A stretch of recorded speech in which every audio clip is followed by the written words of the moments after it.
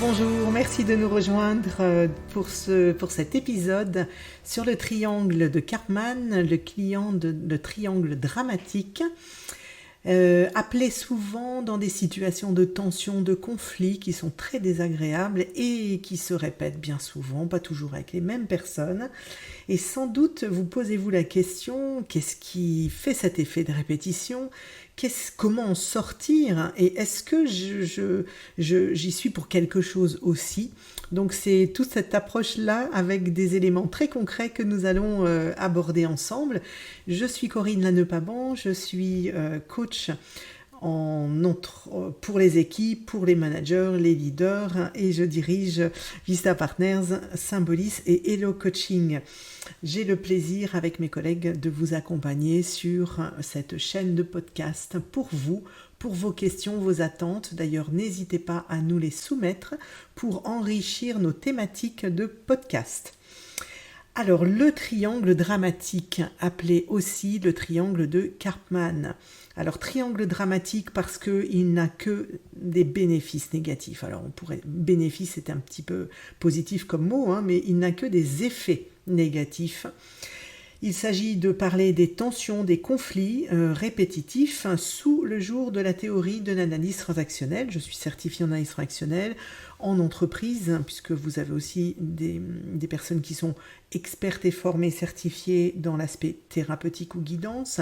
Donc en entreprise, évidemment, quand tout le temps passé au conflit, tout le temps passé au désaccord non constructifs, les désaccords qui n'amènent que des rigidités dans les positions, nous souhaitons y passer le moins en moins de temps, puisque effectivement ça nous décentre des objectifs sur lesquels nous sommes habituellement en focus pour avancer et créer de la valeur.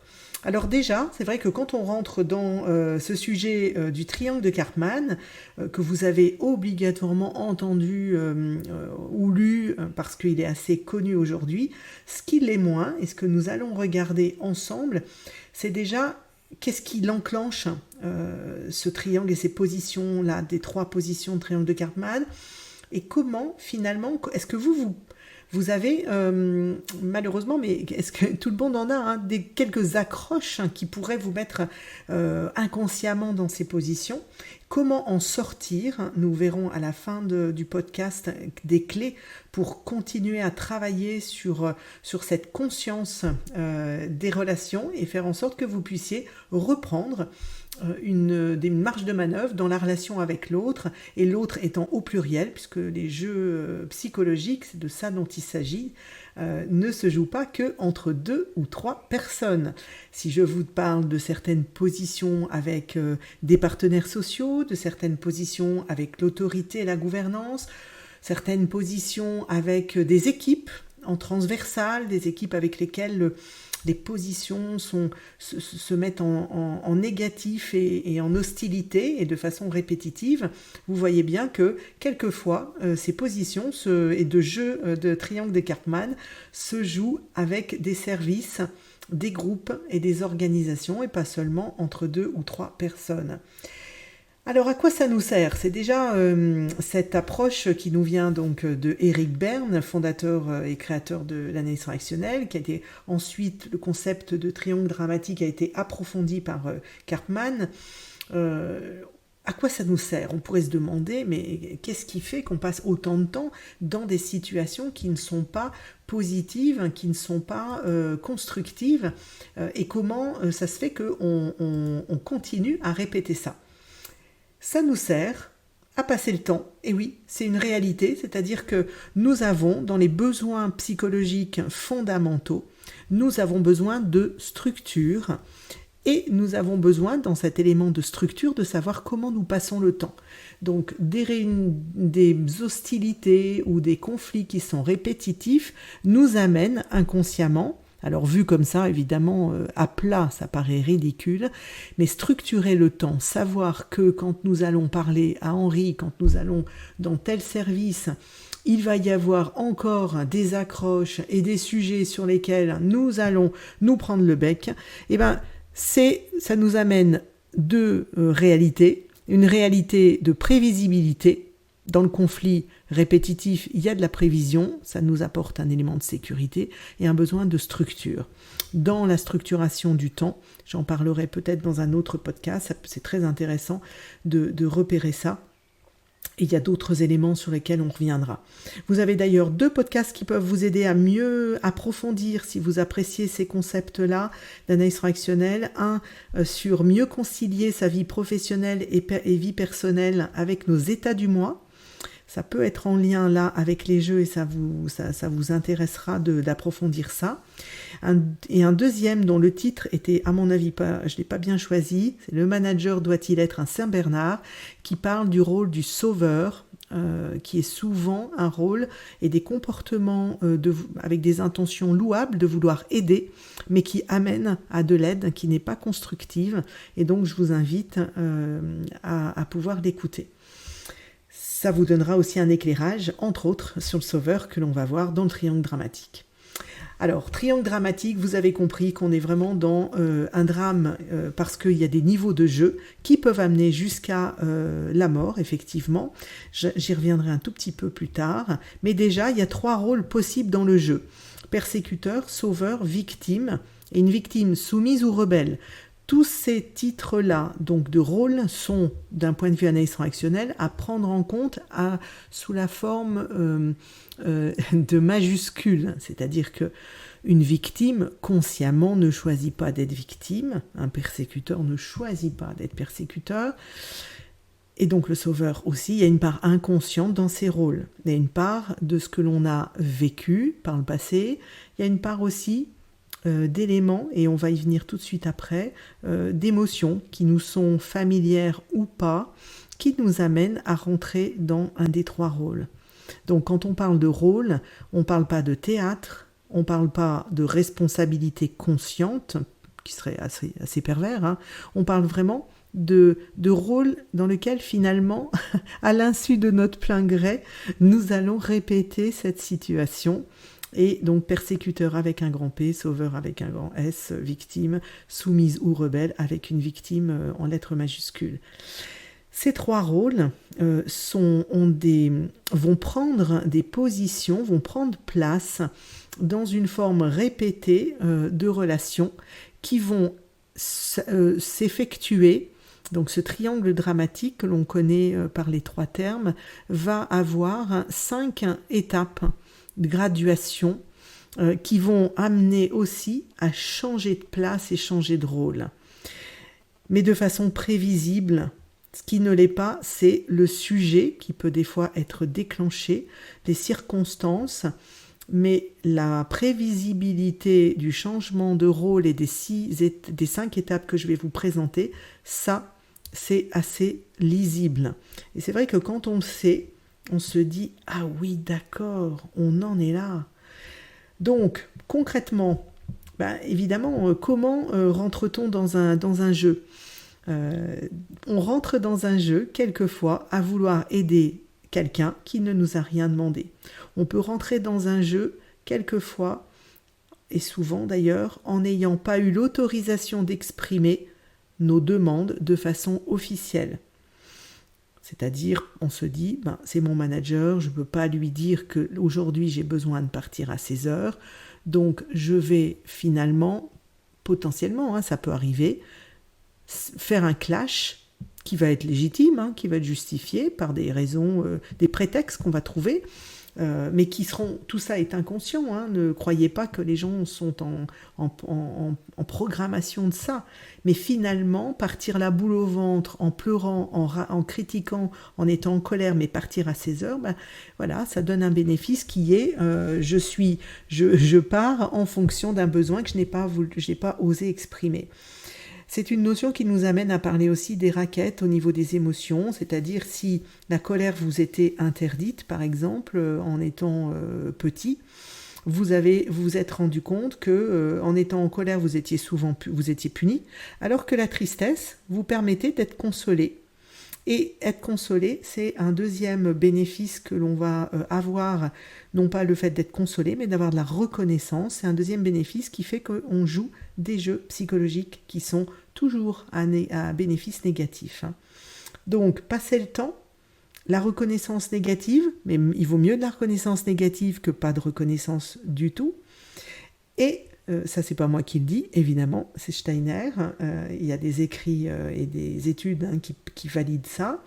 Et la confirmation d'une vision du monde, c'est-à-dire je suis seul, je ne vais pas me faire aider, les gens sont des loups pour les uns et les autres, il faut aider le plus en difficulté, les gens ne se prennent pas en charge, c'était mieux avant. Vous voyez, quand on a conditionné un petit peu certaines choses que l'on souhaite continuer à valider. Alors, une fois que le décor est planté, si je puis dire, parce que c'est pas du théâtre, mais quand même, c'est-à-dire que vous avez compris que les jeux sont répétitifs, ce triangle, si on fait pas attention, il va se répéter quels que soient les interlocuteurs. Vous avez compris que c'est inconscient, donc souvent, la clarté et de la répétition se passe une fois qu'on a eu le coup de théâtre, qui est une des étapes, des 5 étapes que je vais vous présenter. Il y a des objectifs cachés. On ne sait pas quand on est dans ce triangle qu'on y est et que l'on vise certaines attentes qui ne sont pas toujours conscientes. Il y a moyen de traiter ça, parce qu'on va le voir évidemment ensemble. On a des graduations d'intensité de jeu. Alors là, notez bien, frisson, polisson, prison. Si vous pouvez noter ça en mémotechnique. Frisson, c'est le jeu qui est le clash en réunion. Voilà, quelque part, c'était pas ce qu'on s'était dit, pourquoi on a changé d'objectif, on n'y arrivera pas, c'est toujours la même chose, on a beau travailler sur une planification, au dernier moment on nous enlève les moyens et on nous demande de faire la même chose avec 3 semaines de moins, on n'y arrivera pas. Là, vous avez Josiane qui dit quand même, tu es un peu négatif, il y a des moments où on a quand même réussi à s'en sortir. Et un dernier qui dit, mais de quoi tu te mêles, Josiane? De toute façon, toi, tu n'as pas la compétence du projet. Et là, pam, on est parti sur un conflit en réunion ouvert où quelqu'un se lève et dit, ça suffit, j'en ai marre, et claque la porte. Là, on a vécu quelque chose qui est devant tout le monde, qui peut se parler après dans les couloirs, dans d'autres réunions. Le polisson, le 2e degré d'intensité, c'est on n'ose même plus en parler, ça se passe en privé. Là, on est vraiment sur une intensité même qui peut être dans la violence des propos, des insultes ou des menaces. Et le dernier que je ne vous souhaite pas de vivre peut amener à l'hôpital, en prison, tribunal, c'est-à-dire qu'à un moment donné, il y a une graduation qui nous fait sortir de ce que la loi autorise ou pas, donc menaces de mort, etc. On va rester dans des niveaux qui sont frissons et polissons, ça nous suffira bien. Donc, une fois que vous avez compris les éléments que je viens de reformuler, il y a 5 étapes. Ça, c'est intéressant dans la triangle dramatique que vous avez sans doute entendu et connu, qui sont l'amorce. Donc, l'amorce, ça veut dire un sous-entendu auquel on est sensible inconsciemment. Et le sous-entendu, ça va très vite. C'est votre manager qui vous appelle à 16 heures en bout de couloir en vous disant « Ah oui, tiens, tu viendras me voir avant de partir. » Vous sentez que je prends un ton différent, et le ton différent peut être pour plein de raisons. Il est stressé, il pense à autre chose. Voilà. Et vous, hop, tout de suite dans votre ventre, il se passe quelque chose. Il va me parler de quoi? Qu'est-ce que j'ai pas rendu, par exemple, hein. Ou alors, oh non, mais c'est pas possible, il cherche à me piéger, à m'amener dans le bureau à cette heure-là, où je vais pas encore finir à point d'heure. En tout cas, ça peut être tout à fait quelque chose qui déclenche ce sous-entendu. Voyez? Et la 2e étape, c'est justement réponse sous-entendue. C'est-à-dire, on ne clarifie pas ce que l'on croit avoir senti émotionnellement ou compris, puisque bien souvent, on reste au niveau social, en entreprise en particulier. On n'oserait pas dire je suis gênée parce que j'ai entendu qu'évidemment, tu m'as demandé de venir à 16 heures, mais en fin de semaine, là, je suis vraiment essorée, je souhaite partir, donc est-ce que l'objet de notre échange peut attendre lundi? Est-ce que tu peux m'en toucher 2 mots pour que je réfléchisse? Mais là, maintenant, je souhaite ne pas avoir rendez-vous. Ça, c'est l'assertivité, expression des émotions, expression de votre besoin. C'est possible, et tant mieux si vous le faites, mais moi, ce que j'ai constaté, c'est que c'est pas souvent exprimé. Par exemple, hein, ça peut être évidemment d'autres réponses. Je ne vous donne pas des réponses magiques. La réponse magique, elle est dans l'authenticité de vos propres besoins et d'expression de ce que vous avez vécu ou ressenti. Évidemment, ça dépend de votre manager, puisque si c'est un manager qui joue à ça et qui peut être toxique, c'est peut-être pas une bonne stratégie que d'être authentique à ce moment-là. La troisième étape, c'est le coup de théâtre, c'est-à-dire peut-être que si vous allez exprimer, donc vous allez dire, moi j'ai écouté un podcast, je prends mon courage à deux mains, je dis à mon manager, écoute, il est 16h, il faut que je parte pas trop tard, donc est-ce qu'on peut faire court là pour notre brief? Et là, il vous souffle dans les bronches. Ah mais non, mais toi, c'est pas possible. De toute façon, quand on a besoin de quelque chose, faut pas te demander, hein, c'est évident. Et là, vous le voyez, vous tombez dessus, vous dites, mais qu'est-ce qui s'est passé? Souvent, c'est ce coup de théâtre qui crée ce moment de confusion, qui est la quatrième étape. C'est-à-dire le moment où on est sidéré, parce qu'à un moment donné, de victime, de sauveur ou de persécuteur, on tombe victime, les rôles tournent. Il y a quelqu'un souvent qui est un autre service, quelqu'un qui a parlé de nous, qui rentre dans la boucle de façon réelle ou physique ou pas. Et là, on se dit, oh non, mais c'est pas possible. De toute façon, à chaque fois, ça se finit pareil. Prise de bénéfice négatif. Donc les 5 étapes, c'est amorce, point faible, réponse sous-entendue, coup de théâtre, moment de confusion, prise de bénéfice négatif. Ce qui est très important, puisque maintenant on va aller dans comment s'en sortir, c'est déjà vous demander si vous pourriez avoir des amorces qui vous font rentrer dans des jeux, et donc le triangle en particulier, à votre insu. Donc plus concrètement, vous pouvez vous poser la question suivante. Si ce que je tente en ce moment avec la personne échouait, est-ce que j'en voudrais à l'autre ou est-ce que je m'en voudrais? Si vous répondez oui à une des deux questions, c'est que vous êtes prêt à rentrer dans un jeu en mode persécuteur ou sauveur, victime ou rebelle. En tout cas, la réponse vous amène à être dans une relation qui ne va pas être saine et transparente. Transparente au sens explicite. Après, dans les quelques petites phrases que je vais donner, il y en aura 12. Si sur les 12, vous en avez au moins 5 sur lesquels vous répondez oui, ça sera important d'être vigilant. Et peut-être que sur les 12, si vous en avez encore plus, alors là, vraiment demandez conseil et travaillez sur les stratégies que je vais aborder après. Aimez-vous que les autres aient besoin de vous?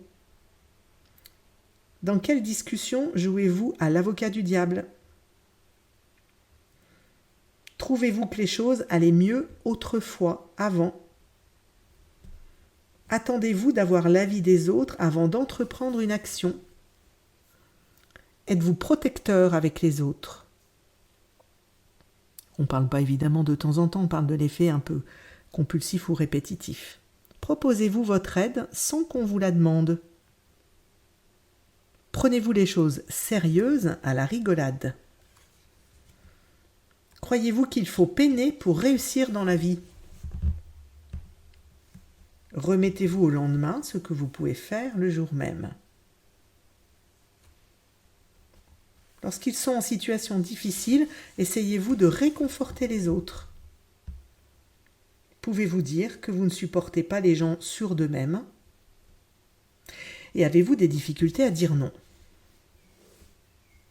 Alors, je vous laisse peut-être réécouter ces questions si vous n'avez pas eu le temps de réfléchir. Si mentalement vous vous dites « Ouh là là, il y en a quand même quelques-unes auxquelles j'ai répondu par le oui », alors là, ça veut dire que peut-être il y a à travailler ce niveau de conscience pour ne pas entrer dans un hameçonnage de jeux psychologiques et donc entre autres du triangle dramatique, ou d'adopter des stratégies pour en sortir. Une première stratégie pour en sortir, c'est d'appliquer une expression de la réalité, de vos émotions, de ce que vous ressentez, à la mode, on va dire, communication non violente. Nous avons un podcast sur cette thématique qui a été proposé par Martine Chaillet.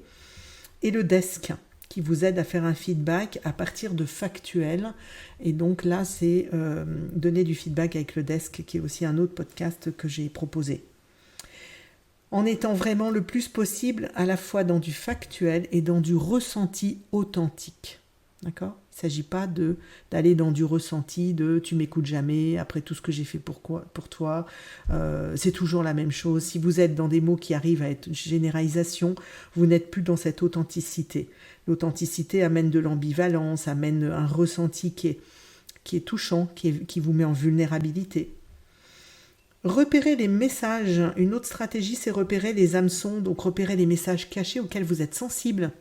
Quelqu'un qui vous dirait que vous ne travaillez pas suffisamment, que vous auriez pu vérifier la petite coquille. Quand vous êtes, par exemple, quelqu'un qui dirait aussi « Oh, bah, de toute façon, avec un tel, tu sais bien qu'elle ne t'apprécie pas. » Des hameçonnages qui peuvent être sur... il y en a tellement, je sais pas, excusez-moi, j'ai pas toutes les idées là qui me viennent, mais repérez ces messages cachés qui vont vous amener à tout de suite foncer dans la situation, que ça soit émotionnel, de l'aide, du jugement, des valeurs. La troisième possibilité pour s'en sortir, c'est de partir, de dire écoute, je pense que là on est dans une situation qui, à mon avis, nous amène pas à donner le meilleur de nous-mêmes. Bon, c'est une phrase de consultant, hein, vous pouvez le dire avec vos mots plus simples, mais de partir, de dire je préfère prendre un temps, de digérer, de réfléchir, de dormir dessus, de revenir 2 jours après, et de le dire tranquillement si c'est possible, pour pas abîmer la relation, mais réfléchir à la relation. Vous faire aider évidemment par un coach, ça c'est... ou un psychologue, hein, évidemment, si c'est dans des situations familiales, ça c'est vraiment le grand luxe, parce que vous aurez une neutralité, et vous prendrez du recul et de la hauteur sur cette situation. Vous connectez à vos émotions. Qu'est-ce que vous avez ressenti? Dans quelle situation ça s'est déjà produit par le passé? De mettre ces situations en parallèle, ça aide beaucoup, parce qu'il y a beaucoup de répétitions, vous l'avez entendu, dans le triangle dramatique ou dans les jeux psychologiques, hein, c'est la même chose, hein, il existe énormément de formules de jeux psychologiques, le triangle dramatique en est une, qui est assez simple à retenir. La conscience aussi, quand il se passe quelque chose avec la personne, par exemple le coup de théâtre, le moment de confusion, ou le sous-entendu, c'est de connecter vraiment ce qui se passe là, en disant je suis un petit peu perturbée parce qu'on est parti sur cette réunion avec cet objectif-là, et j'ai l'impression que ce qu'on est en train de se dire n'est plus en corrélation avec ça. Qu'est-ce que tu en penses? Est-ce que tu ressens les choses comme moi? C'est une façon de pouvoir arrêter ou stopper ou mettre un biais pour en sortir au niveau de la situation qui dégénère. Et vous donner une liberté de marge de manœuvre pour demander des permissions d'exprimer certaines choses, demander des protections, peut-être en demandant à exprimer la situation avec un témoin, d'en parler à d'autres personnes pour prendre du recul, pour enfin revenir à une situation qui arrête de mettre en échec. Dans les jeux psychologiques, il y a des jeux qui ont des termes très évidents comme déborder, oui mais, je te tiens salaud, donc vraiment qui mettent en échec des relations saines de coopération, ou qui mettent en avant des non-compatibilités de fonctionnement et de collaboration. Si vous souhaitez dénouer, prendre du recul sur une situation encore plus complexe ou personnelle, n'hésitez pas à me contacter, à me solliciter pour vous faire aider sur cette situation-là. J'en serais ravie et intéressée. Et en tout cas, je souhaite que vous puissiez cheminer positivement et trouver des clés pour continuer à vraiment donner place à la coopération et la saine expression des émotions et stopper le plus possible ces triangles dramatiques si des fois vous étiez témoin de ça ou dans la boucle. À très bientôt pour un nouveau sujet qui, je l'espère, vous intéressera. Au revoir.